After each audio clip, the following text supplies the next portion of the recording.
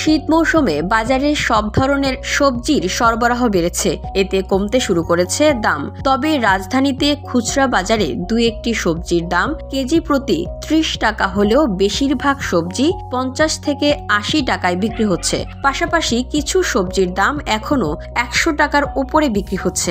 এতে সবজি কিনতে এখনো অস্বস্তিতে রয়েছে ক্রেতা। তবে সরবরাহ বাড়ায় সপ্তাহের ব্যবধানে বাজারে পেঁয়াজ, আলু ও ডিমের দাম কমতে শুরু করেছে।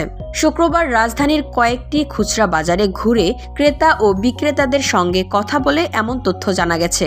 গত সপ্তাহের তুলনায় মূল্য কিছুটা কমলেও এখনো বেশি দামে বিক্রি হচ্ছে।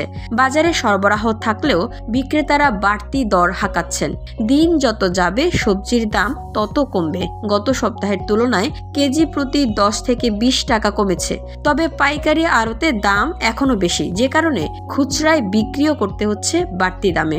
কারওয়ান বাজারের বিক্রেতা সোনাই আলী বলেন, নতুন পেঁয়াজের সরবরাহ বেড়েছে, আমদানি করা পেঁয়াজেরও যোগান বেড়েছে, যে কারণে দামও কমতে শুরু করেছে। আশা করা যাচ্ছে আগামী সপ্তাহের মধ্যে কেজি প্রতি 50 থেকে 60 টাকায় নেমে আসবে। VOD Bangla news desk.